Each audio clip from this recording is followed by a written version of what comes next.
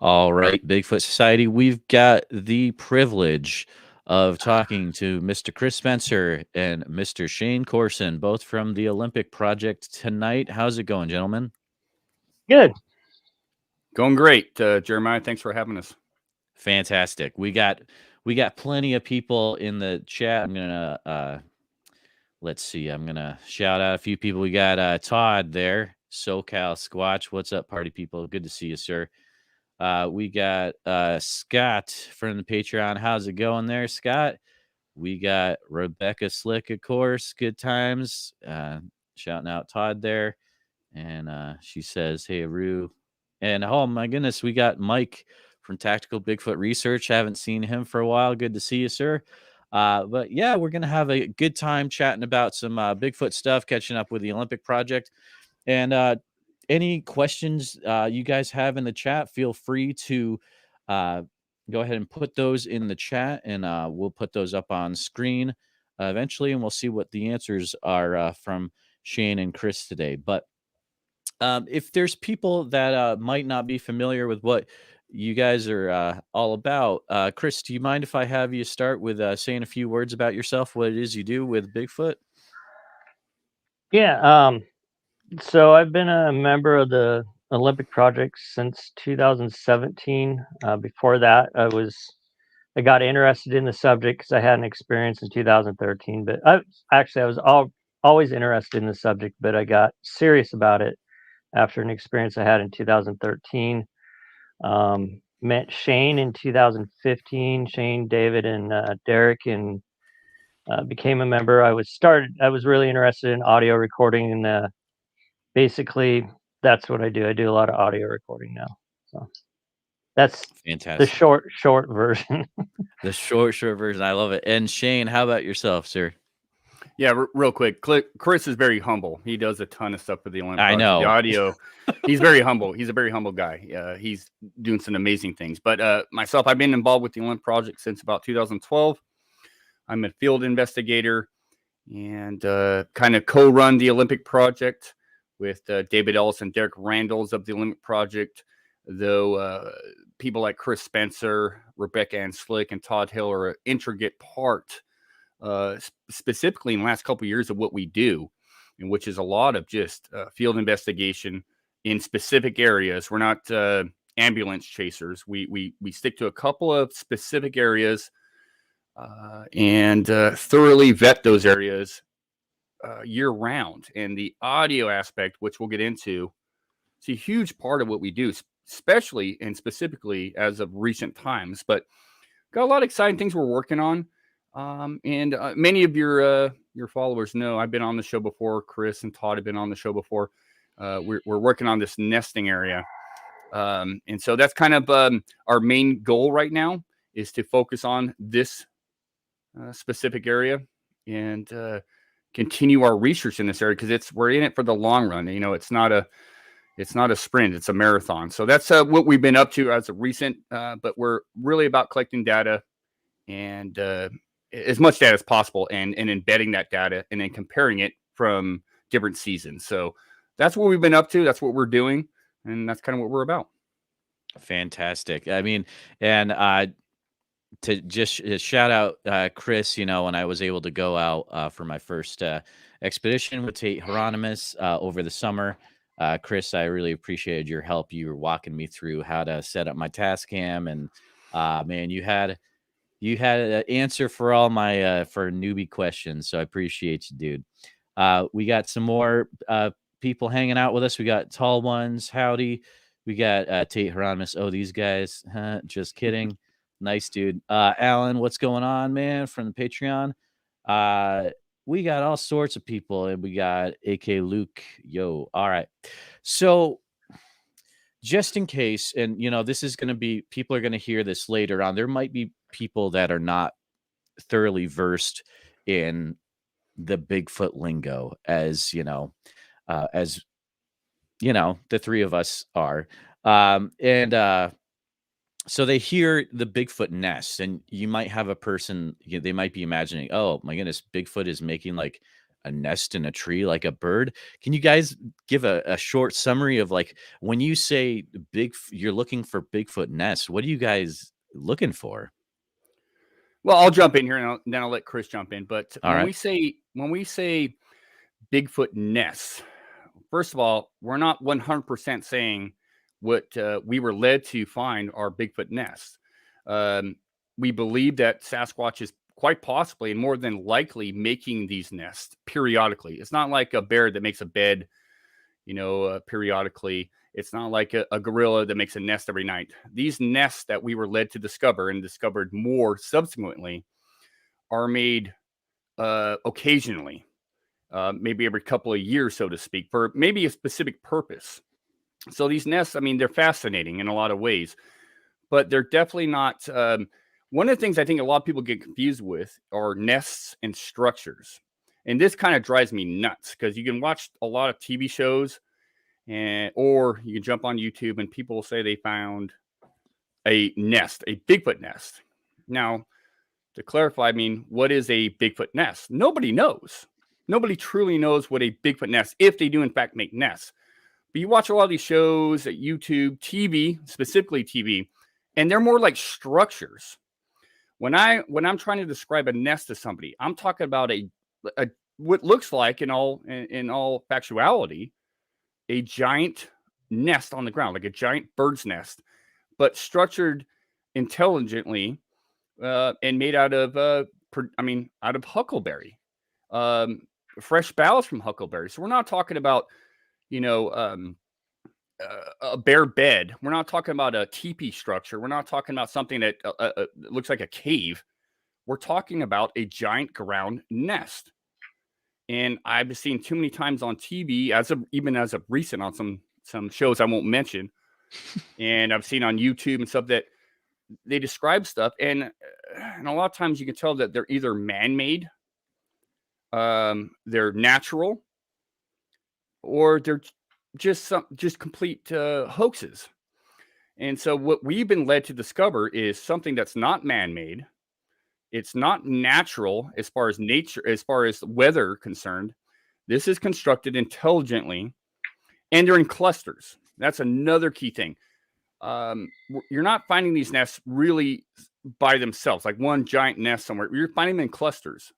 For example, bears will make beds, and sometimes they'll make more than one bed, but they're a bed. They're not a nest.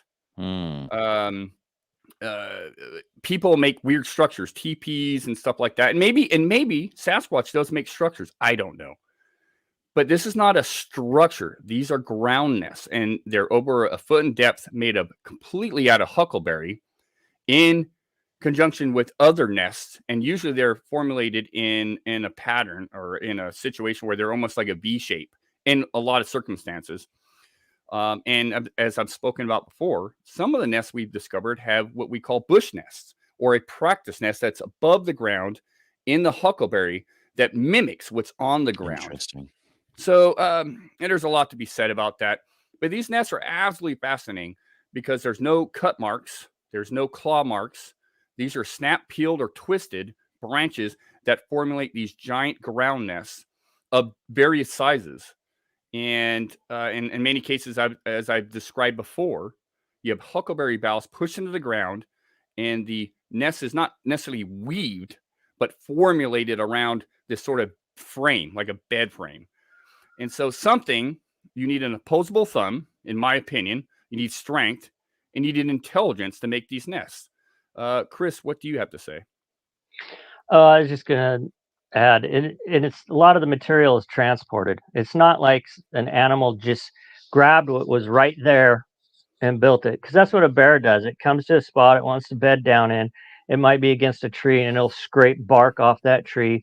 But normally a bear just scrapes up the duff or whatever is around it and then lays in it. This stuff, the huckleberry was broken all over the area. The original nest site is like 90 feet by 120 feet, I think. And all the huckleberry in that area was completely destroyed and transported to the spot where they built the beds or nests.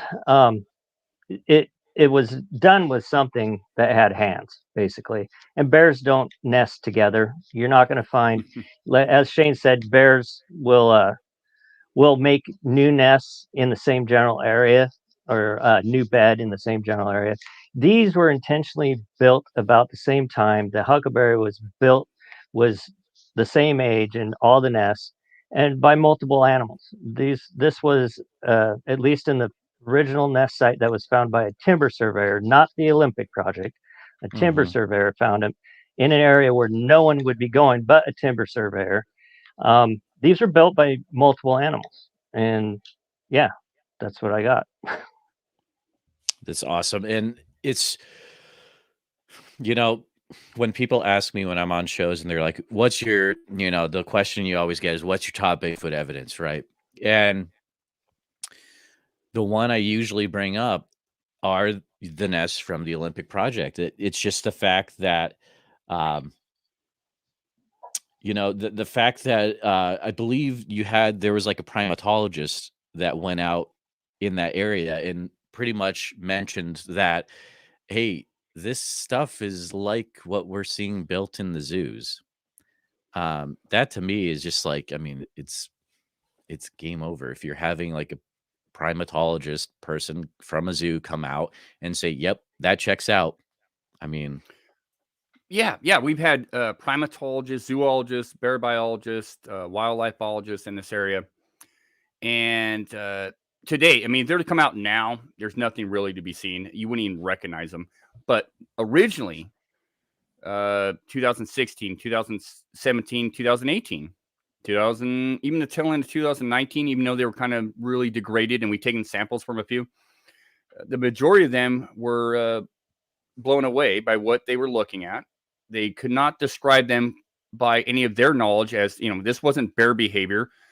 The primatologist and zoologist that looked at them said they're bear reminiscent, like you said, Jeremiah, of what they would see in captivity and outside of captivity with gorillas or primates in general, like great apes in general, like chimpanzees, bonobos, and whatnot, that would make and construct these ground nests. They're very similar.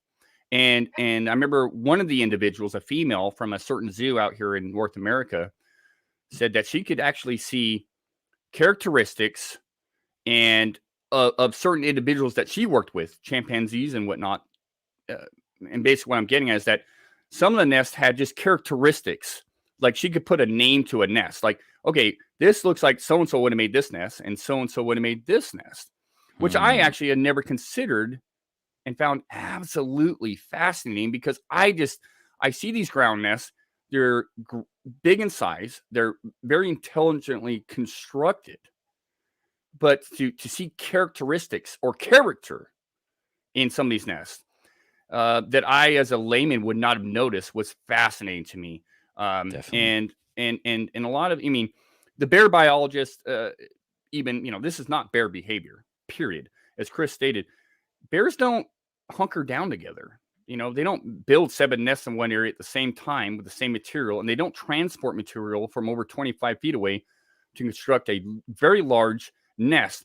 One that is not meant to be, in our opinion, and definitely in my opinion, for one night.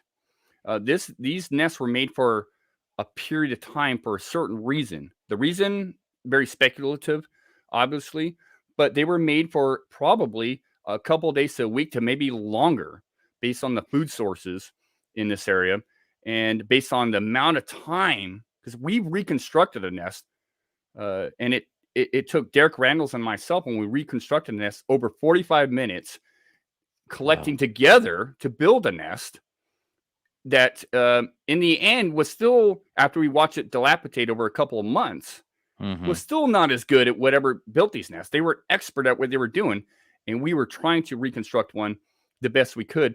And we found out we still did not collect enough material, which once again was fascinating. And that's not, you guys weren't breaking the limbs with your hands. You were just picking up pieces that were already on the ground, I would assume. No. Okay. All the above, but no. So all there was no, when these nests were really originally constructed by whatever, they weren't, whatever made these nests weren't utilizing dead stuff. It was all fresh boughs from huckleberry. And to your point, Jeremiah, a lot of we did use our hands, and we discovered once again that some of that stuff was almost impossible to break. Now, I'm a fairly strong guy, and I know Derek Randalls is a very strong guy. It took all of our strength, sometimes two of us, to break one of these and then bring it to the nest location where we were reconstructing a nest. It took strength, and it took intelligence because it was transported from a distance away where you had a lot of the bigger branches on the base and smaller branches on top, which would have made a nice comfort, nice bedding, you'd want to lay in as a human even. Gotcha. But yeah, I mean, it was all fresh huckleberry. It wasn't anything dead. And that's another thing I've actually never really talked about on a show is a lot of these pictures you see where someone says, "Oh, this is a Bigfoot nest." It's all dead. It is big, dead branches and stuff that defies logic. It doesn't even look comfy. The huckleberry is super comfy, especially when it's fresh. It is like a mattress. And so I get a little frustrated when people say they found something and they don't really have an age to it, because we watched when we built the reconstructed nest, we watched it age over months. And huckleberry will stay green for months, and then it'll eventually brown up. That's why when these nests were found in May of 2015, they were still green. And we surmise and hypothesize that these nests were made in the month of February. They stayed green. That year was a cold year and very wet. So I would assume they stayed very green because of that. But maybe they were made into the month of March. We hypothesize they were made between February and March. But it's very comfy. A lot of these photos that people send me or things I see on TV or on YouTube don't resemble a nest. They resemble a structure, and they do not look comfy whatsoever. If I'm Shane Corson's going out to the woods and building something, I'm not going to grab a bunch of dead stuff. I'm going to grab the greenest stuff around, maybe some moss, maybe some huckleberry, and that's going to be comfy. And that makes sense that something with intelligence would do the same thing. There you go. There's already questions coming in about the nest site, of course. So I want to throw some of these up here. Scott, of course, the question that is on everyone's mind. So have there been any new encounters, evidence of or findings that have come out of the site lately? Yeah, mainly audio, because I got long-term audio running in there. But in May, we did a camp out, and we not only had audio going, but we cast a track. I'm fairly certain is one of our target subjects. It's hard. It's the grounded cover in there because it's so thick with huckleberry. The ground is almost all dead huckleberry leaves. It's not conducive to getting tracks, but we actually our second day in there hiking, and not very far from our camp, Shane actually found a nice impression that had a very defined heel. It was 14 by 7, I believe, and we end up casting that. So yeah, we find I call them ambiguous tracks, but they're definitely they ironically fall within that 14-inch by 7-inch range a lot. Todd Hale, he found some other tracks in correlation with what we believe is possibly some feeding behavior last November. There was a whole area where all the huckleberry was broke off from 6-7 feet up down to about 4 feet, and the huckleberry is ripe in the area in November and October, and it's sweet. You can eat it. I was eating it in November, and we found this whole area. It was massive where all the huckleberry, there was these trails made through the huckleberry, and the huckleberry boughs were broke off.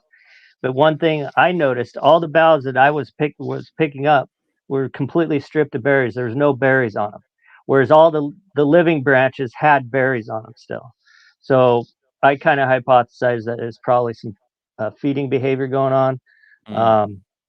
And Todd, like I said, Todd Hale found a number of really interesting impressions. One really large, couple really large impressions in the same area. So yeah, we're always looking for more physical evidence. Me and Shane, we found some possible old nests in May on a camp out and hike into an area that we hadn't been in a long time. And like I said, the audio, I'm reviewing audio. I'm pretty much recording every single night this year, almost every night last year, and there is definite suspicious vocalizations and percussive sounds happening pretty regularly. Shane, anything to add to that? Yeah, I want to clarify something. We don't think that Sasquatch is. I mean, this is not an area that Sasquatch is in 24/7. If they were, I don't care how big the area it is, they're going to give themselves up. They have to be nomadic. They have to move around. But they seem to be in this area frequently, and actually, based on the audio recordings, a lot more frequently, than I thought. As Chris stated, he's got multiple LDRs, long duration recorders out in this area, and capturing every night for lengthy periods of time. And Chris vets this audio, and it's quite painstaking, as he will tell you, and not just painstaking, but it takes up a lot of time, and he's got a day job and a life. But so the audio is amazing, but these things are not, and I say these things, Sasquatch is not in this area, all the time, but they are definitely in this area periodically, moving through this area, in my opinion. And a lot of nights when you're camping out there, you won't hear a thing, and you don't get anything recorded. And a lot of times, the audio speaks for itself. You don't hear stuff. It's amazing to me what the human ear does not pick up. It could be dead quiet out. You cannot have a fire, and you don't hear, percussive sounds. You don't hear whoops, whistles. And it's just weird how the human ear does not pick up on some of the stuff. And I think that's why one of the reasons they stay so elusive. They're so smart. If you have something repetitive going on, like constant whistles or constant yells or anything like, I'm pretty sure that's not a Sasquatch. But when you have just periodic stuff, that's when you pay attention. And in this area, we have discovered, like Chris said, one of the things we look for is huckleberry breaks. Now, yes, a lot of things break huckleberry. Elk can break huckleberry branches. Deer can break huckleberry branches. Bear definitely break huckleberry branches. And humans.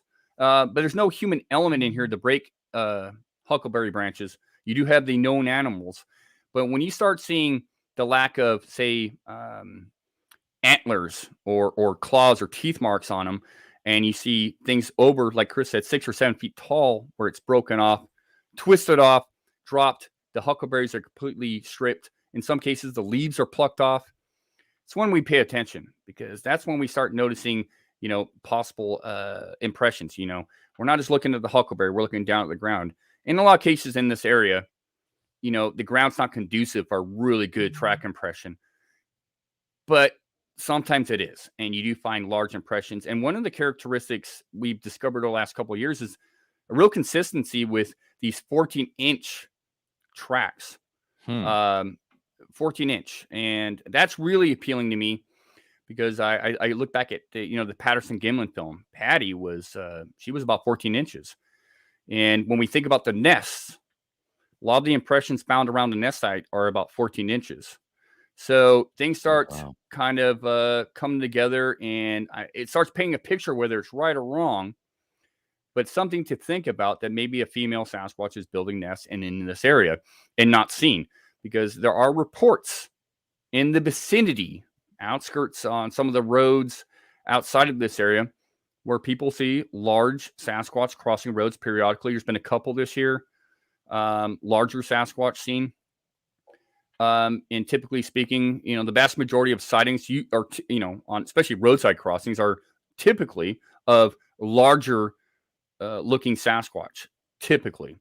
And that tells me that possibly that's a male, and maybe it's a female, but quite, no one describes any attributes that may lean towards a female. But I would assume the males are the ones traversing the areas, monitoring it, the ones that are going to be the most exposed, whereas the females, and say if they live in a family unit or not, the infants would not be seen as much. So it's a interesting scenario we have out in the nest area, and we're just collecting as much data as we can.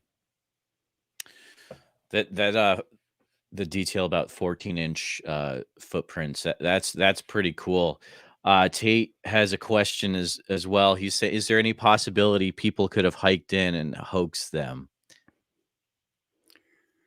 Well, I'm definitely gonna let Chris chime in on this because All this is right. a good one. Yeah, but All it's a right. great question. It's a great question. We get this one quite often. The answer is no. This is 2.5 miles behind a lock gate that we have the key to, and this is way off trail. To hoax somebody, you would figure that somebody's going to go out there.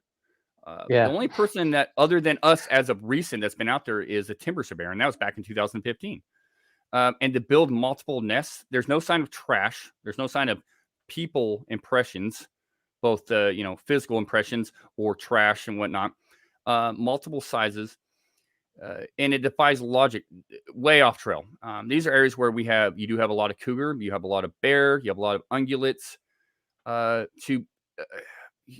just gonna say this: people are stupid. Okay, if they're gonna hoax you, they're gonna do it next to a road, Right. not way. I mean, and this stuff's impenetrable. Yeah. It's impenetrable. I mean, literally, you have to go through huckleberry over 9 feet tall. You can't see a few feet in you. Who in their right mind is going to hoax somebody out there and make it fresh? To the point where you're going in there and it's fresh. If that timber surveyor, when he went in there a couple of months later, it would have been weird, but all that debris would have been dead. And the amount of time, the sheer amount of time that it took to build these nests, with the depth, all the huckleberry broken, and the strength, and the height, and to me, that's not a silly question, but impossible, and nothing that happened here. So that's all. Chris, go ahead. I know you got something to say about this. Oh, no, it just goes back to what I said earlier, that the one person that the OP didn't find these nests. It wasn't like some Bigfooters went out in the woods looking for Bigfoot nests, or it was an area where known Bigfooters go. A guy doing a job that he had to do, which is designate where you have to stop logging along a creek, because there's a certain amount of trees that have to be left on salmon bearing creeks. So he has to, on this property, has to go through the property and flag it off so the loggers don't only log to a certain point. So that means he has to go through stuff that no one in their right mind, not a hunter, not anybody, would travel. When the nests were originally found, you would not know they were there. The timber surveyor just stumbled upon them. You wouldn't see it from the top because the barrier of huckleberry. You wouldn't see it from the creek bottom because of the sheer steepness of the hillside. The only way you knew it was there is if you walked right in on them. So if someone was trying to hoax something, like Shane pointed out, they're going to put it where someone's going to find it. And where this was at, it would be a terrible place to hoax. It's a ludicrous thought to me. And I understand the question though. I get being skeptical, but before I got invited out to look at it, that's the thought that went through my head too. That's a thought that's going to go through generally anybody's head. But once you've been there, it's like, are you freaking kidding me? No way anybody in their right mind coming out here. Last weekend, me and Rebecca were in there servicing audio and her game cameras, because she's running a lot of game cameras and getting some great footage of known animals. Sure. We had a hike down. We had placed 2 months ago an audio unit, one of my SM4s, in an area that we think they're traveling, which is down in the ravine.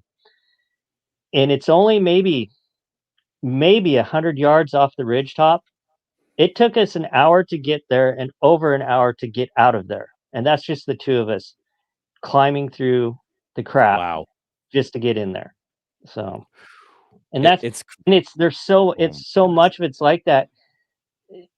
You could be traveling in there. We could be going right past well-used trails by the Sasquatch and not even see them, because they could be 2 feet away from us and we wouldn't see it through the huckleberry. Unless you walk right on top of something, you're not going to find it. It's wild. And I think you get a little bit of how crazy it is when you watch Small Town Monsters documentary about the Olympic project, The Discovery, which is a great documentary. Definitely everyone check that out if you want to get a viewpoint of the area, the nest, and all that good stuff.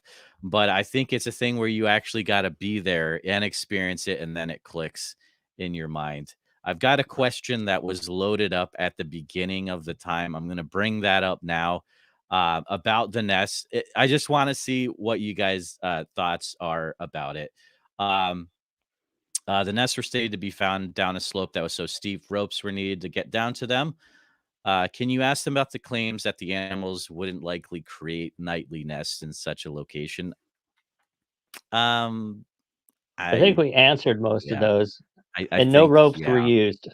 Yeah, Okay. yeah. I mean, let me just say the it is very steep, but never once. The only times I've ever used ropes is when I went with Mark Marcel to Ape Canyon. Honestly, that's the only time I ever. And I don't know if you're getting confused with that conversation. That was Ape Canyon out towards Mount St. Helens, where the 1924 cabin site was located that Mark found.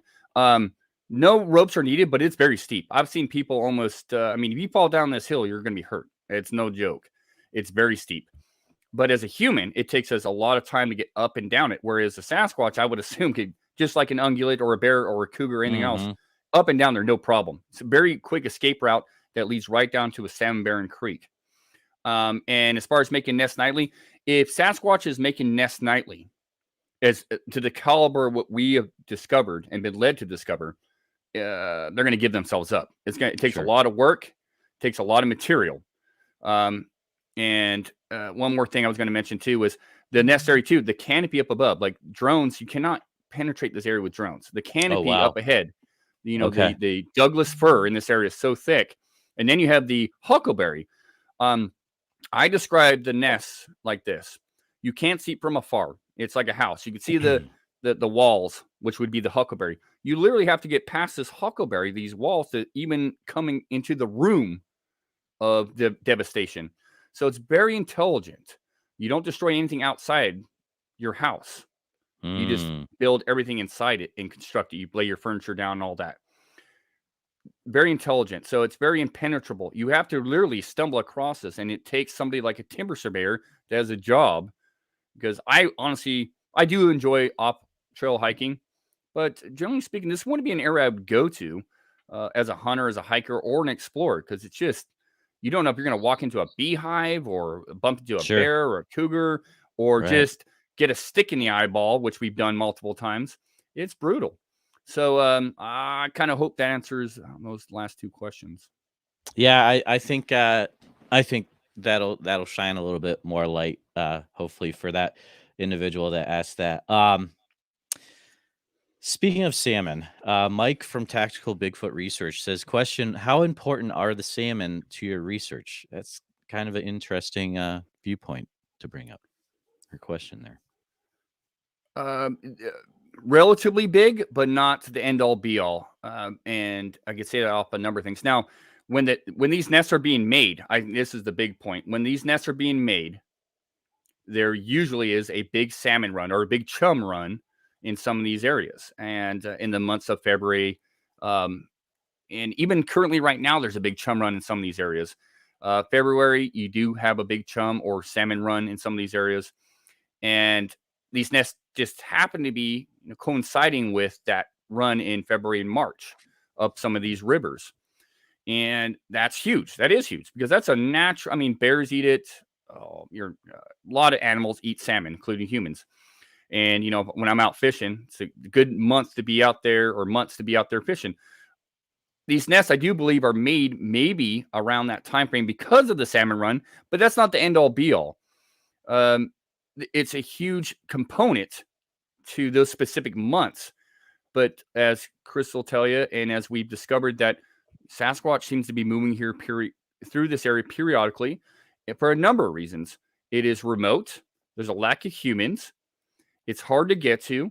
And there's lots and lots of food sources. And like right now, you go out there right now, and the huckleberry and the different berries, the salal berry, you can find some Oregon grape. You can find some red huckleberry. There are some mushrooms to be found, mosses, skunk cabbage, devil's club, which a lot of people hypothesize Sasquatch eats. And you have salmon even up there right now. Salmon's big, but we're looking beyond that as to why Sasquatch may be possibly in this area. And what are the food sources? It's not just food, but it's protecting its cover and all those elements that make a bigger picture. Interesting. Chris, the next one, I'm going to throw this up. This is from Tate, for Chris specifically. So remember that, Tate, don't worry. I'll talk about your documentary that's coming up in 2 days right now. Make sure you check out Tate's documentary series, Search for Sabe, that's starting on 9/20 on his YouTube channel. I'll put the link in the show notes. Chris, he wants to know, what did you think of the audio that I sent you from the Iowa expedition? But it's, you know what? Yeah, I don't know. It's ambiguous, but Yeah, it's interesting, the circumstances surrounding it and your guys' presence in the area. It would be intriguing, like I told you before, to maybe right. start a long-term recording project out there Exactly. and see what else you get. You, I mean, they're definite knocks, percussive sounds. What made those? There's a number of things that could have made those, but under the circumstance, it was suspicious, and I would Mhm. just take it as something to maybe go investigate further. It's not like, Exactly. not going to say it was Bigfoot, but put a long-term recorder out there and see if you get some vocalizations. Exactly. It Yep. it's just something when you look at the whole picture and the Mm. circumstances surrounding it, kind of raises a little red flag. It's in that area we were at, there have been vocalizations captured in earlier years. So I agree with you. It'd be interested to see what's captured from a long-term field recorder for sure. Hopefully that will happen someday. Yeah. Rebecca says, "Hey, I think they eat bald eagles. So guys, you should keep track of that." That goes back to her comment is, and I'll address this because it's hilarious. Okay. I won't bag on this comment because it's a legitimate question, but someone had mentioned that, are these possible eagle? And the answer, eagle nests, and absolutely Okay. no. Yeah. Absolutely no, because there's a thick canopy to fly out of this area. I mean, eagles are huge, and we do have a lot of eagles up in this area. I mean, yeah, because we're close to the coast, basically. There's a lot of eagles up in this area, but they need to they need to get around trees, and the trees are so thick in this area, and the tree canopy, and eagles don't nest together. They don't make 7 nests in one area of various sizes, and you always Mhm. find a bird nest, just a regular bird nest. What are you going to see? You're going to see bird crap. There's no In bird crap fact, in this yeah. area. Oh, yeah, that's There's true. There's no. Have you ever seen an eagle nest? And I have. I can take a 20-minute drive from my house right now and go find an eagle nest, and you're going to find droppings everywhere. Big piles of white droppings. Not one to be found. Not an eagle feather. So that's where that comes from, and that's why it's ludicrous. well, and just the predator aspect. An eagle's going to build its nest where the eggs are going to be safe. You put a Yep. eagle nest on the ground with eggs on the ground in that area, there's raccoons, Not weasels, smart. bobcats, coyotes, freaking tons of wood rats. I mean, everything you can possibly imagine would be eating those eggs. The gene pool for the eagles in the area would die with the ground nest.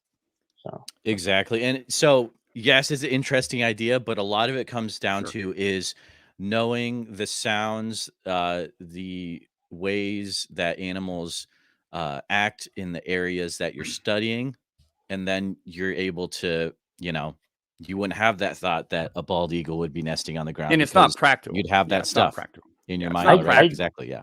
I will say this: I do have some eagle calls on my long-term audio in the middle Okay. of the night, Nice. but it just happens to coincide with the huge chum and coho run that we had this year.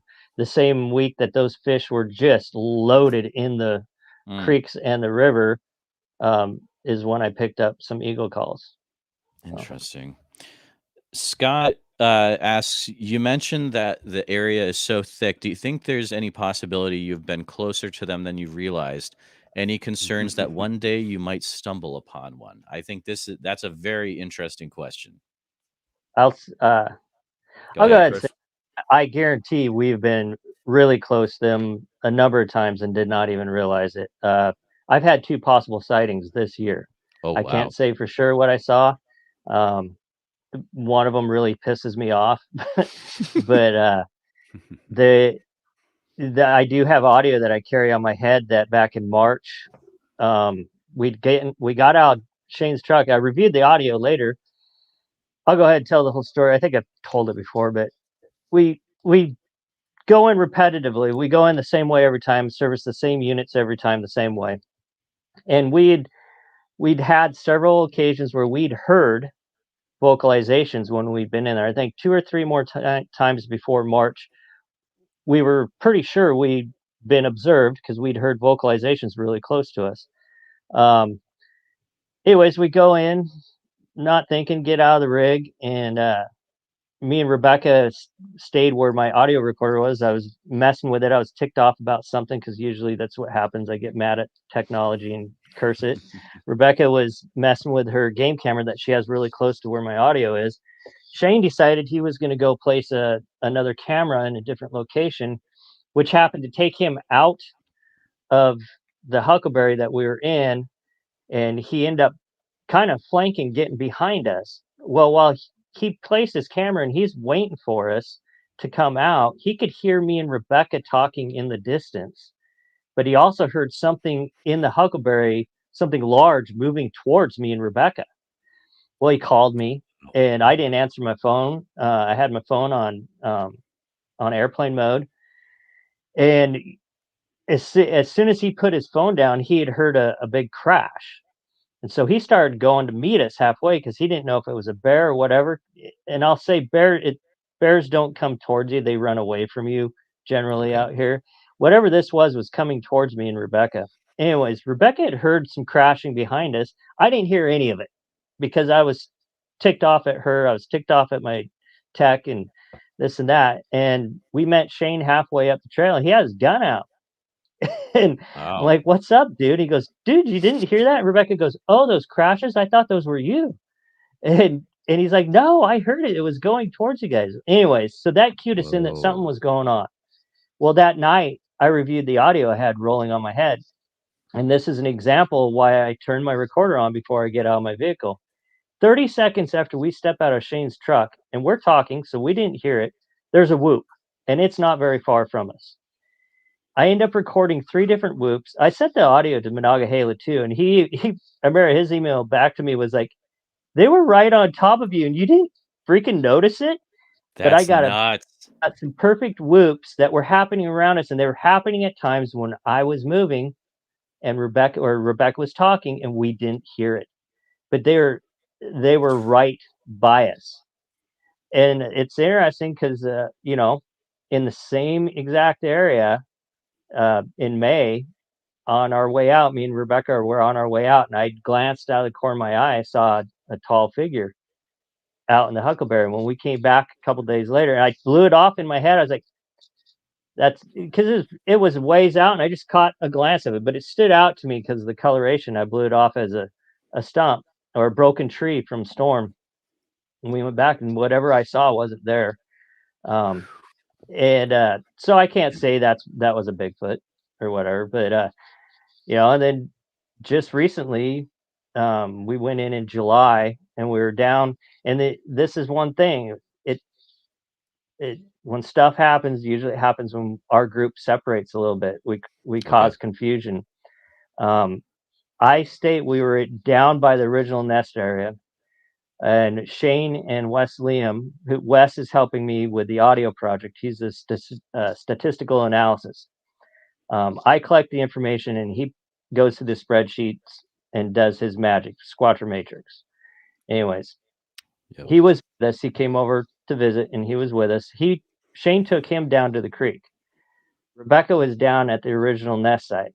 I was by myself in this area where I had the SM4.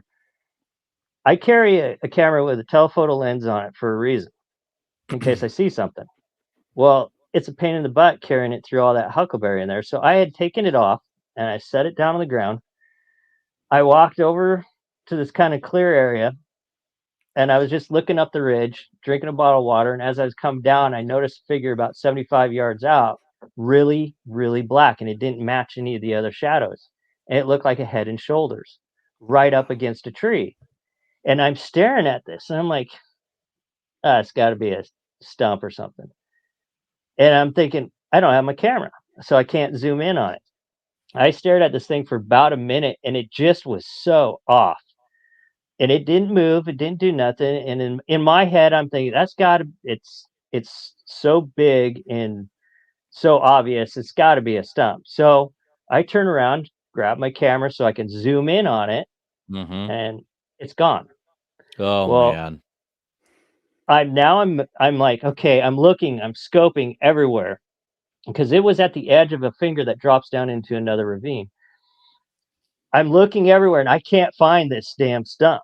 And there's no way Mm-hmm. I could have lost it because it was so big and so black. And Rebecca comes up and she looks at me and she's like, "What's wrong?" And I told her. So she started videoing me, and as she's videoing me, telling what happened, there's a and then we're hearing subtle, not loud movement, but we're hearing brush movement from that direction going away Oh from my us. goodness. So that was in July. So do they get close to us? In my opinion, yeah. You know, I know, I I get everyone wants to not sound crazy, and everyone kind of pussyfoots around everything, but I think we're dealing with Sasquatch. That's my personal belief. You don't have to believe me if you don't want to, but there it is. That's Yeah, an intense story. Go ahead, Shane. just real quick, to Yeah. answer Scott's question here. The area is super thick. I mean, it's not an area like you could see something from afar, but you can't run at it. You know, if it was Mhm. on a say it's on a logging road or something, I will approach it. I have no qualms approaching something. And maybe that's risky, maybe that's stupid, but you know, I always have a GoPro running. You almost always have some sort of audio and or video running, and most times we always have video running. I will approach it, but going through an area like that, where Chris saw that possible, where you had that possible sighting, I did go out to the area that day, and it took me forever to get out there, and I was going uphill through branches, and a lot of time they couldn't see me. You can't run at something in this area. It's not like you said, it's not an area as a hunter, and Chris is a hunter as well. It's not an area you're going to hunt. It'd be impossible. It'd be a joke. But are these things quite possibly closer? Well, yeah. If say just there was just for example, say there was just some odd reason, which would never happen, but you know, a group of people that just wanted to meander out there, I could just stand still and they're never going to see me out there. No one's going to see me Wow. out there. All I have to do is stand still or move very quietly. I don't care if I'm a foot tall to, you know, 10 feet tall. No one's going to see me. I could just stay there and watch people. It'd be that easy. And you would never know I was there. And I'm not the biggest guy.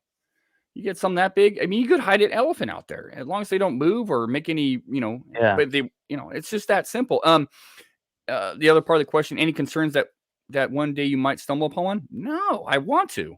I mean, I'm not, Right. no, don't get me, I'm not arrogant to say that I won't have a bit of fear in me and all that. No, but that's why I'm out there. I want to get one on film, like good film. And it's a matter of time, in my opinion, that one of us in the Olymp Project will. It won't prove it. And we do have some good stuff within the OP that's not public, but it's just not good enough, in my opinion, to even share. I don't want arguments. I don't want complaints. I don't want to even argue the point. But one day, maybe we'll get something that's really cool that we'll share with the public that I think is worthy. And then they can argue about it, and I don't care. You know, one thing we're not is hoaxers. We could, you know, that's one thing about really good, solid groups is it's so easy to hoax nowadays. It's so easy. What's hard to do is actually do this field work. It's very difficult and it's time consuming and it's not cost effective. And so, do I worry about stumbling across one? I hope for it. I hope for it again, because it has happened to me and multiple times, but I just have not managed to get it on film. Well, you and Todd stumbled on one in 2020. That's right. February of 2020, a brand new nest site discovered in the making, and we were this close to seeing the sucker, but it traveled down the hill and went up behind us, but the huckleberry's so thick. But guess what? We found 14-inch tracks. We found hand impressions. Wow. We found this huge huckleberry that was collected from the area that day that was about to be formulated into a nest. So we were this close. But what's Dr. Evil saying on Austin Powers? Just 1 calorie, not evil enough. Well, we were this close, but just not that close enough. So let's follow up to that. Let's say you do go around a corner, you get that face-to-face sighting. It's you, it's a Squatch right there. What are you gonna do? Piss Have my you ever pants. thought of that? Like, what? Yeah, okay, piss your pants. Cool. Quite possibly, yeah. I mean, Well, it's the same. Go ahead, Chris. Hopefully, I don't have my camera sitting on the ground and my Sure. GoPro, because I carry a GoPro too. I have a chest-mounted GoPro. Shane carries one on his pack. Todd has one going. Rebecca has one going. One of us, if not all of us, always has a GoPro going. So if there is that kind of close encounter, hopefully it gets videoed. But yeah, I can't say that I dream of that encounter. I don't really want that encounter, but I want that encounter, but I won't be, like I said, I'm not that arrogant. I'm not going to go running at the dang thing. I mean, I wouldn't run at a Right. bear. I wouldn't run at a cougar. I wouldn't even run at an elk. I wouldn't run at a moose. But I'm going to soak up that moment, and I'm going to be fearful, no doubt about it. I've been fearful. I'm a pretty brave guy, but I'm not stupid. Sure. I respect everything in the woods, everything. And you have to. Otherwise, that's how you go missing. That's how you get hurt. If you don't respect just the known animals, you're asking for trouble. I mean, you can get killed by just a ground nest of wasps. You got to think of all this stuff. But I would not run it. But I would definitely.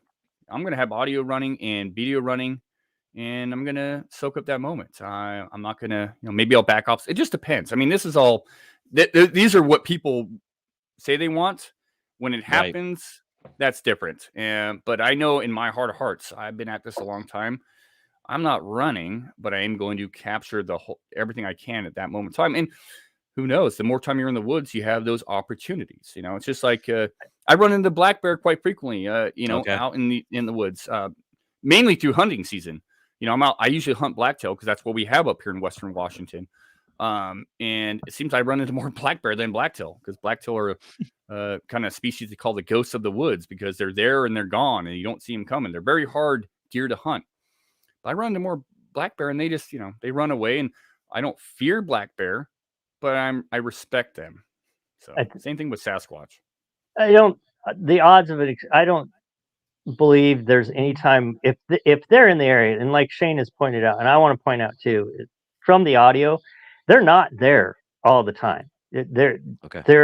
We are seeing some patterns. They're passing through the area more frequently than we expected, but they're not staying there and hanging out. So if they're there when we're there, they know we're there. So I seriously doubt you're going to stumble into one.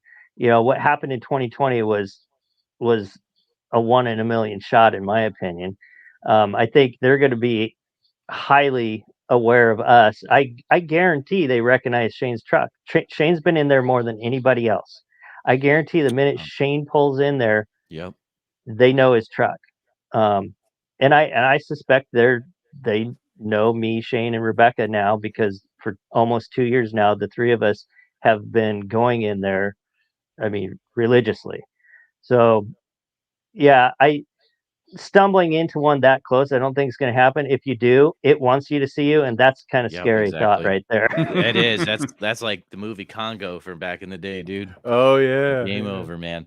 Mike has a really interesting question here. Mike from Tactical Bigfoot Research. What sounds in the woods have made you unsettled? Oh, that's a there's dang a few. good question, Mike. The creepy sing-songy stuff. Oh yeah. Yeah, and some of the recently, some of the chatter type stuff that sounds like the Sierra sounds. I've recorded some of that, and that just creeps me out. Creeps me out a lot. Shane, go ahead. Then I need to follow up on something. There's one specific sound that I've heard, not all the time, but on 2 specific occasions, and we recorded a bunch of it, or a significant amount of it, is whistles. A specific type of whistle. When I hear, there was an experience I had back in 2013, Mount Hood. That was just not that far. Or 2012, where I heard 2 whistles and had a tree come down next to our camp, 3:00 in the afternoon, and not too far away from where I had my original sighting. And then another experience I had out in Tillamook, down on the Oregon coast, that was very odd with the whistles at 11:38 at night, and we had a dog with us, and the dog reacted so freaking weird. Nothing good's ever happened in person when I've heard nothing good, I would say, after I've heard a whistle, a specific type of whistle. I don't like the whistles. That's the only thing that really unnerves me. The other thing is when you have a tree come down next to camp, that sucks. I don't care if it's naturally made or possibly within, possibly Sasquatches. Chris, well, he wasn't there at that time, but Rebecca and Slick can speak to, and Todd Hale and a number of us had whoops and stuff going on, and then a large tree came down behind our camp. That sort of stuff is unsettling. But you know what? I want that stuff to happen, because that's sometimes you get the best evidence, audio and recordings, and the best time to be out there therming, because if they're doing that stuff, it's for a reason, and that's when you got to be on your A game. Should always be on your A game, but that's specifically when you should be on your A game. But it is unsettling when you hear stuff like that. Other than that, I hope they come to my camp and scream my tent off me. And yeah, I want that. Bring it. Chris, so you've recorded Sierra sounds in the area? I want to clarify that. I've got a couple instances where I've got some stuff that's similar. Okay. It's not close range. It's not as close as what Ron recorded. Sure. But it's eerily similar. Wow. Yeah, it actually made me mad when I got it. Really? Well, I love Ron. I've met him in person. I've hung out with Ron. Kindest guy in the world. And I absolutely do not believe he would ever try to deceive anybody. But in the back of my mind, those sounds I've always been really on the fence with, and really, maybe someone was hoaxing Ron or something like that. And Right. I always said that until I record it, I don't believe it. Oh, wow. And I think I was talking with James Millian about it like a week prior to me reviewing some audio. And I reviewed that audio, and I got this call. It's straight out of one of the calls in the Sierra Sounds, and I'm just like, oh God, why? Oh, goodness. But yeah, Monongahela has talked about this with me before. With the Sierra Sounds, you have whoops and knocks in those sounds besides the others. So, and we kind of generally agree that these are possible Sasquatch sounds, the whoops and the knocks, and we get those a lot. The whoops and the knocks are more for long distance communication. Sure. The quote unquote samurai chatter, that's for like in-person conversation type communication. Well, I would say 95% of everything that everybody records is long distance. Most of the stuff that I recorded is at distance. It's not right by the recorder. I have some things close to the recorder, but generally most of the stuff is distant. So in order to capture, because that was one of my biggest points, I haven't heard a lot of recordings of what Ron captured. Well, I don't think the Sasquatch get close enough to the recorder to record those kind of communications. So that's why we don't have a lot of examples of it. It's a close communication between each other, whereas the other vocalizations that we suspect they do are meant to carry longer distance. So. That is very, very interesting, and just that I'm going to be thinking about that for a while. Very cool. Thank you, Chris. Have you guys found any hair samples in the nest? Mike has a question for you here. Absolutely. A lot of, I shouldn't say there have been known animal hair found in there, deer and even dead raccoon hair. What made these nests left a lot of hair. I mean, yes, we've collected it, and yes, so a lot of questions I get asked is, has any DNA work been done on the hair, which is a legitimate question. Right. Well, this hair is definitely primate-like, as Dr. Meldrum will tell you, as Cindy Dosen of Homini Enigma out of Canada will tell you, visually speaking. The problem with doing, and I'm just going to, this wasn't part of the question, but it's always a question that comes up about DNA. The problem with doing DNA on hair, whether it's human or not, is you're looking for a follicle or a medulla. Well, this hair lacks a medulla, which doesn't match anything up here. Bears have a medulla. Almost all the animals up here have a medulla. This is very coarse hair. It's untainted with, like, and it's primate hair, so it's not got any coloration to it other than natural. It's got a red pigmentation to it underneath the microscope, almost a red pigmentation to it, red granules, which a lot of Sasquatch sightings are reddish colored Sasquatch, especially up here in the Pacific Northwest. This hair doesn't match bear, elk, you name it. It doesn't belong here. It doesn't match anything here. So yes, we've discovered lots of hair, and it matches other suspect hair found throughout the Pacific Northwest that we kind of put in the category of unknown, impossible Sasquatch hair, because it doesn't match anything. So whatever made these nests left hair there.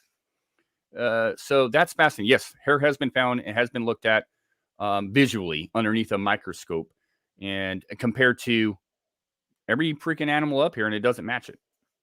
And it's not human, but it is primate. Oh, that's wild. That's wild. Good question, Mike.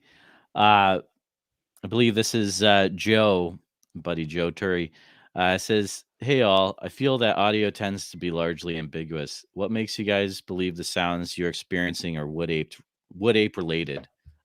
Chris, any thoughts about this? Well, sound is ambiguous, and by no Sure. means do I ever think of proving anything with sound alone. But I'm reviewing this visually, and that means I'm looking at the sound in a spectrogram and looking at the Yep. signatures.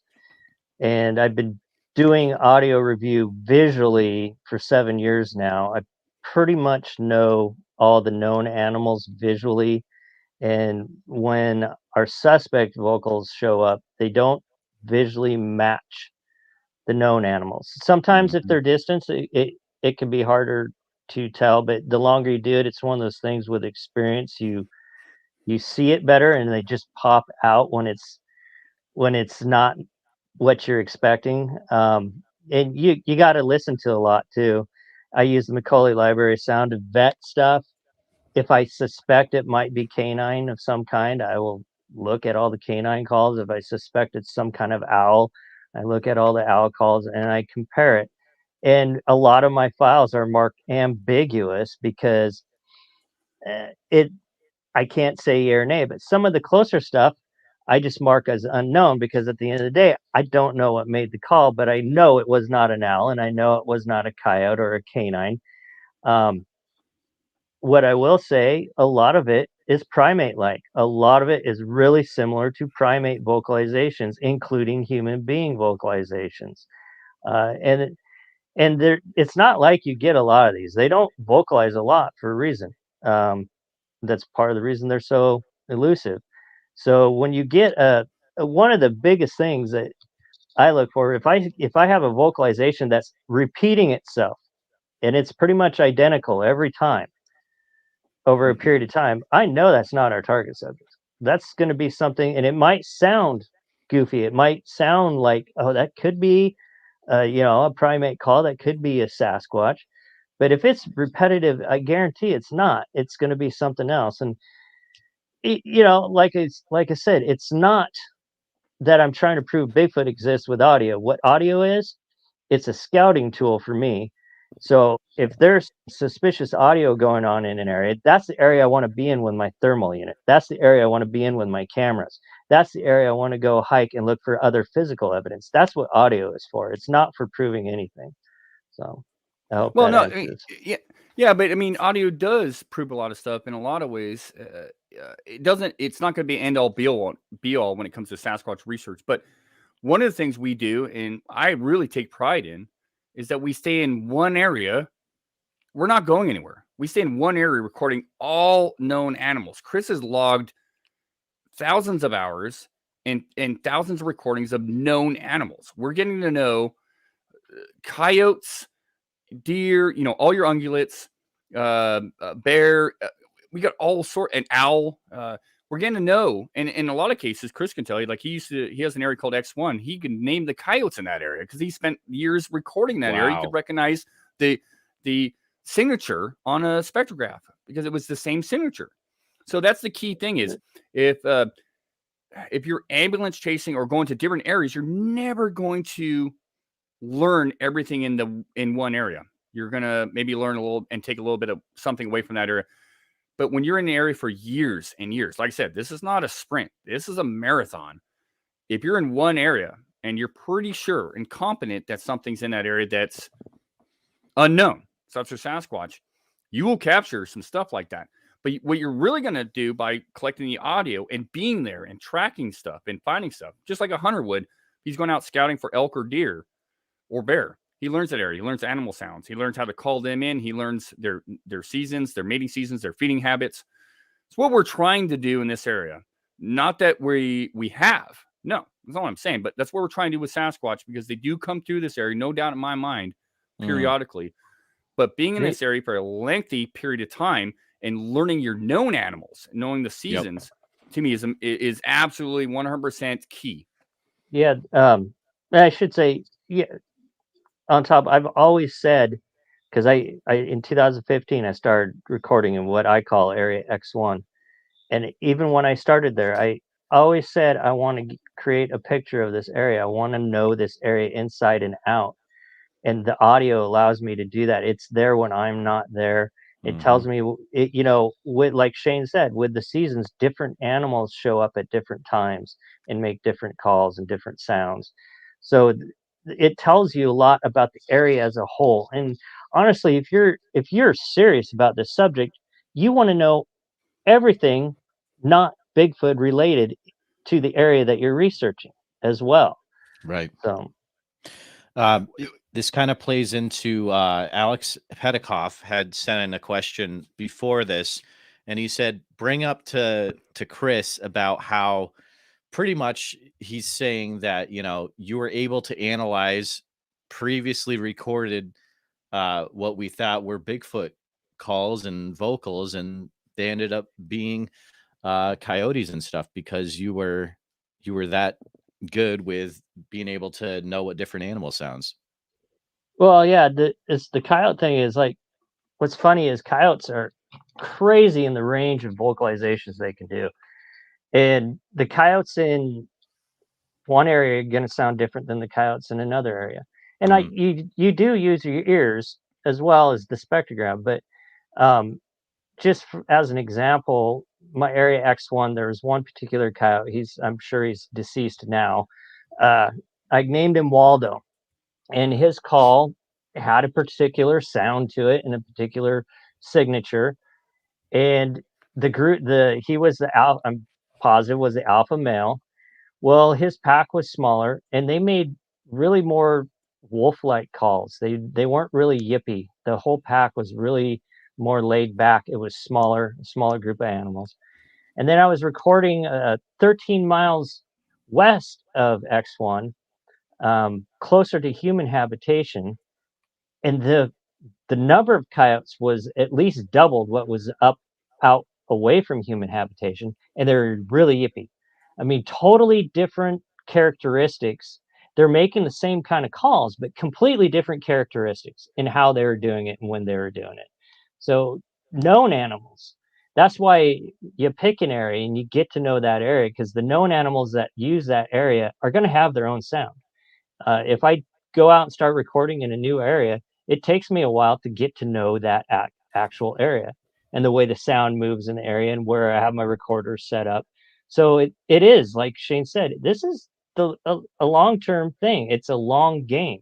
And I've always said it. I'm not expecting results right now. I'm expecting to collect enough data that 10 years down the road, I'm going to be able to look at all this sound information and start making some correlations and patterns and have the information. I'm in collection mode right now. Me and Wes are recording every single night up to next spring. We will have pretty much 2 years solid of sound information, dusk till dawn, Wow. from the nest area. After that, it's all going on a spreadsheet, and that's when the statistical analysis starts. And we're already, just me reviewing it, because look, I've done 6,000 hours of audio right now, and I'm only up to July. So Wow. I already see some patterns. I see some stuff going on. But until we start punching the actual hard data, and numbers don't lie. That's why you do statistical analysis. That's why scientists do statistical analysis. It's going to tell us a lot of different things. We'll do that when we get to it. Right now, I just got to review a ton of audio and get it all written down. I'm logging all the sounds that I can, and I'm identifying everything that I record, except for obviously the unknown. I don't know what those are. Oh, that's I have an idea wild. what those are. Yeah. But Shane, Tate's got an interesting question here. So you guys go there religiously, so they're familiar with you guys. How does the activity differ, do you think, when you bring outsiders in with you versus just you guys? I would assume this means when you brought STM in versus when it's just you guys, and all the Sasquatch are very familiar with the Olympic Project members, you know? Well, I mean, yeah, we once again, we assume that there's Sasquatch in the area, and then we assume they are familiar with us. We don't bring outsiders out. I mean, SDM, yes, small town monsters, and them. Those are rarity. We just don't bring outsiders out there because That's a good point, that was a one-off, because I respect Seth Breedlove and the whole small town monsters and what they're about. We get us all the time, not recently, but and some of your biggest TV shows, I'll tell you right now, some of the biggest Bigfoot shows on TV right now have asked to come out to the nest area. We said no. Why? Because one, we don't want them out there. Two, we don't need them out there. We don't need our 15 minutes of fame. We don't. There's no money involved, and they don't add any value. Small Town Monsters was a one-off, and I got so much respect for Seth and his crew. Oh yeah, the whole crew. I love them to death because they keep it real. Which your 99% of your TV programs out there do not keep it real. And I won't go into that. That's why I don't do series. I've been offered many series and many TV shows. I won't do it. I don't care. Sure. I mean, for the research.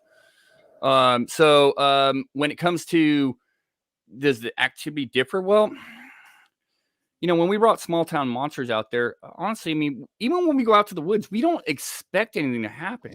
We camp out, we hope, we therm, and 9 times out of 10, nothing happens. That's just the truth. We don't see a deer, we don't see a bear, we don't hear anything. Occasionally we strike gold, occasionally. And so when we brought Seth and them out there, it wasn't quite the best time of year to be out there. And we were going off of their schedule and what they had provided us. So we had to bring them out there, but we don't bring outsiders out there because it's other than if it's an academic individual. And once again, I've brought lots of academic individuals out there over the years, and we never had anything happen. So I really don't know how to answer that question correctly, because it's like when you're going into an area just on a one-off, chances are nothing's going to happen. You have to spend a lot of time in this area. And even though they may be getting familiar with us, I mean, I go out there a lot and nothing happens. It's just one of those things you have to document the stuff and pay attention. And it's really a seasonal thing, in my opinion, when your best chances to have stuff happen. I love the fall months. I love the fall. I love the winter time, because this area is very, it's got its own microclimate, so to speak. And so, you could have snow in some of these areas, and this one area doesn't really get a whole lot of snow. And some of the berries will still be there even into February, which is crazy. But, and then you still get the salmon and stuff. So we just don't bring a whole lot of people out there, especially outsiders. And I'm not noticed any abnormal stuff, even through the audio recordings. Go ahead, Chris. I was just gonna say that there's been so we've been doing this since 2021, the beginning of 2021. And actually you've been going out there more than that. In 2020 is when I first put a LTR out there and stuff. We've got like 5 instances where we're pretty sure they got close to us in a 2-year period. So stuff doesn't happen all the time. We get excited, and I tell you what I possibly had a sighting here, and we possibly had this happen. But like Shane said, 9 times out of 10, absolutely nothing happens. When STM came out and stuff, I had LTRs out, and I don't recall any. I'd have to look at my notes, but I'm pretty sure there was no suspect activity at all on those recorders for the time that they were out there.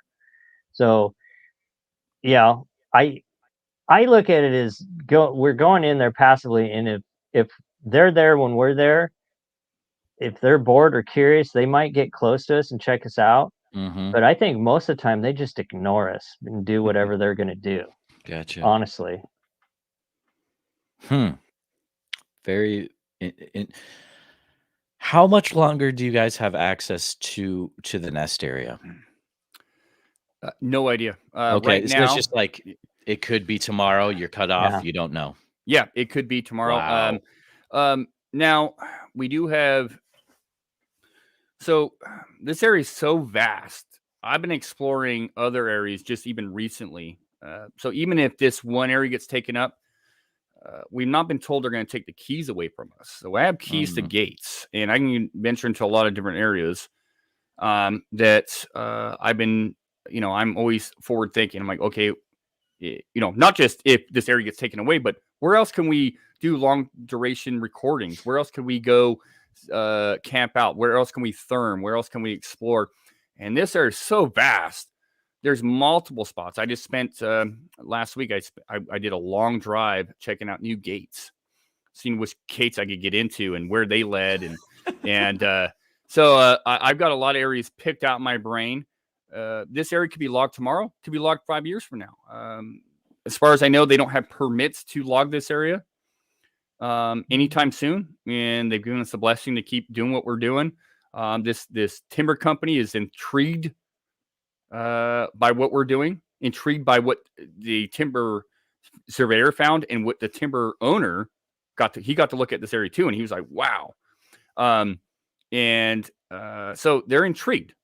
And so it's just one of those things where it's such a blessing. It's such an amazing thing that we have access to this area anytime we want, free to do whatever we want with the lack of humans being out there. We can drive 2 miles behind a lock gate and then park and then hike way the heck out and do our thing. I don't know of many people that can do that. And so we're going to capitalize on that. And I'm looking at the bigger picture. Where else can we go? Where else could there be more nests? Even older nests made 5 years ago. Now that I know and that we know kind of what we're looking for and what we're looking at, there's got to be more nests out there. And that's why I always encourage people. I don't want to hear structures. I'm just me. I'm into structures, but when you say a nest, I want to see the same thing that we've been looking at, and it's been far and few between, but they're out there. I guarantee they're out there somewhere else. And you can argue what's making these nests, but something's making them. But you're not going to find them next to a trail. You're going to find them in a remote, hard to get to area. Don't go by yourself, because there are a lot of things that can hurt you, or you get hurt, or have a medical condition. Take someone with you. Right. Get off trail and find these things. So there's more out there, and that's what excites me. I want other people to replicate what we were led to find. Yeah, if you go in an area where there's a history of Sasquatch reports, and you look at all the nice hiking trails around it, stay away from those. Look at the deepest, steepest, nastiest pile of blackberries you'd never think of walking through, and go in there. Is there ever a plan for a book of some sorts to come out from the Olympic project eventually? Has that been thrown around, or? Oh man, it gets thrown around all the time. I've had a lot of people ask me if I have a book, if I'm writing a book. I think if anybody should write a book, it should be Derek Randall's. He's been at this a lot longer than most of us. David Ellis is another name I'll throw in there. It should be maybe a collaborative effort, but I keep prodding Derek to write a book. If I were to ever write a book, and I don't plan on it, I want, this story's not done. I don't want to write a book and then have to write a sequel to it. I want to write a book. If I ever do, I can write about reports I've taken. I wanted to capitalize the whole phenomena and not just what I've experienced, but what I've experienced with others. And quite honestly, if I write a book, I kind of want some answers. I don't want another ambiguous book with a lot of questions. I want to write a book that maybe, very arrogantly, I'm going to say this, has some answers that people can go to and read and go, okay. So I have no interest right now writing a book. I've been offered stuff, and could I write a book? Sure.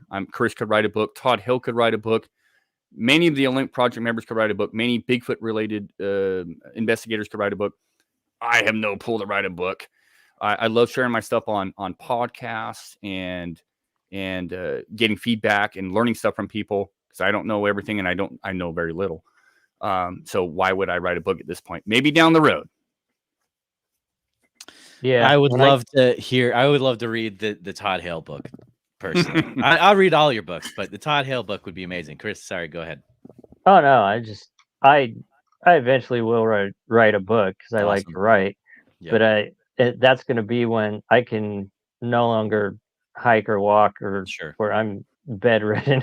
It's going to be when I have to stay home, when I can't go out in the woods anymore. That's when I'll take the time to write something down.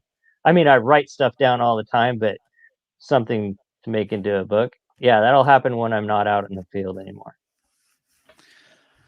Let's start to wind down with this. So question for both of you guys.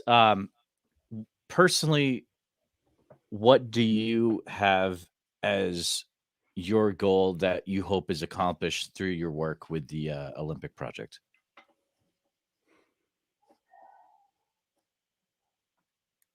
Me? Okay, go ahead. Yeah. Go ahead, Chris, and then I'll try. I was just waiting for Shane. My goal is to learn as much as possible about Sasquatch as I can, and to collect as much physical evidence and visual evidence as I can.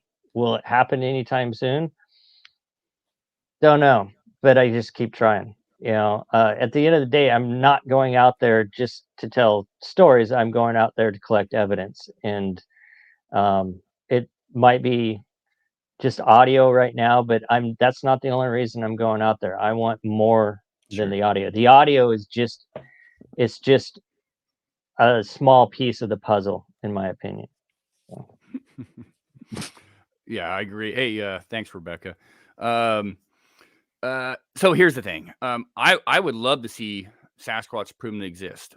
Honestly, I once again keep using this word, but I won't be so arrogant to say that I'll be able to do it or the Olymp Project will be able to do it. But if we can help that endeavor by accumulating data, working with others, sharing stuff, and it eventually gets there, that'd be fantastic.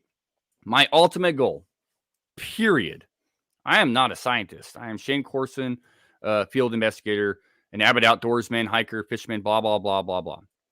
My ultimate goal, if I kick the bucket tomorrow, I hope I've made this subject matter less taboo. That's my ultimate goal, as John Benernagel wanted. And that literally is my ultimate goal, to make this subject matter less taboo, that people can talk about it, share experiences, and maybe get somewhere with this damn phenomenon, because the Sasquatch is a real thing. It is a real thing. Absolutely, 100%. I don't mind saying that. I don't state a lot of stuff as fact, but Sasquatch are real. They're out there. There's no doubt about it in my brain. Not even a little bit. So I want to make the subject matter less taboo, excuse me. And so if I can do that with a lot of the people I work with are fantastic. And if we can accumulate data and share that data, and get something more substantial than's out there now, then I think we've made an impact. I've made an impact, and that's all I want. If we can prove it exists, that'd be fantastic. But I don't expect that to happen. Do I want it to happen? Sure. But if we can, and man, I tell you, I would say the last 7 years, I've seen amazing things happen. Amazing with academia, with the social aspect to this. I mean, there's some good and there's some bad. There'll be some bad. Yeah. But I just shrug off the bad. I don't care about the bad, because if you're just taking one step forward at a time, you may get a step back, but then 2 steps forward. It makes it all worthwhile. And I know I'm not going anywhere. The Limber Project's not going anywhere. We're in this for the long run, and we're very optimistic and excited, and we have fun. And that, That's awesome. this is such a worthy and great endeavor. When you're out in the outdoors, man, you're living life, and a lot of people can't do that, and I don't take that for granted. And so shows like this, Jeremiah, the Bigfoot Society, and a lot of shows, I'll just say this: a lot of people live through us vicariously that actually get out to the woods, and like I said, I don't take that for granted. Yeah, because they can't. They're physically they're physically they can't. Mentally they can't. Financially, all of that stuff. A lot of us can, and so if I can share stuff through venues like such as this fine show here, then we're doing something, and that's good. I appreciate that. I will say something real quick in regards to that. There was a point where this is maybe a year ago where I was like, yeah, do I keep going with this? And then I had a listener tell me the only reason they got through the pandemic mentally was because they were listening to my show, and it quite literally kept them alive. And I said, okay, I'll do it forever. I don't care, and I love doing this. But I was like, wow, doing this stuff, like you said, it really does help out people. And, but yeah, that's just my 2 cents. But guys, it's been a fantastic hour and a half chat with you guys. Do you mind? Let's close things out with, take a few minutes to share how people can keep up to date with what you're doing, and also any closing thoughts that you have. And Chris, we can start with you.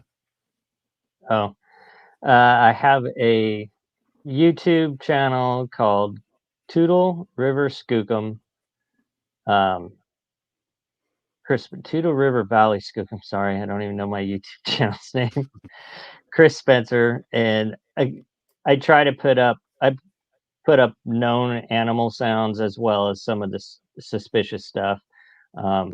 Probably about every 6 months I put stuff up. You can go there if you want to link that in your show. Oh, definitely. Notes and stuff.